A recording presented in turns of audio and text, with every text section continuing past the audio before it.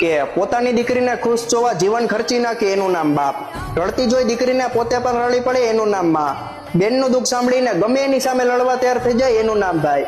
આ બધા પાત્રોને મૂકે દીકરી પાર કે ઉંમરે ચડે. બધાની મર્યાદાને હાચવવા છતાંય દીકરીને નણંદ સાસુના તીખા વેણ સાંભળવા મળે ને સમજી દીકરી બંધ બારણે રડી પડે. છતાં પણ એ દીકરી પોતાનું દુઃખ સાંજે નોકરી પરથી આવતા પતિને નથી કહેતી. તે દીકરી સસરિયામાં કાંટાઓ વચ્ચે ખીલેલા ગુલાબની જેમ રહેતી.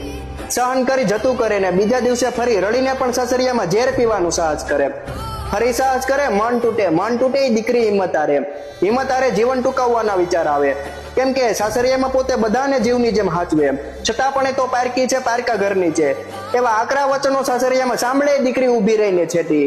તે થાકીને પણ એ દીકરી થાક ક્યાં ઉતારતી હશે, કેમ કે હવે સાસરિયામાં એની માં નથી બેઠી.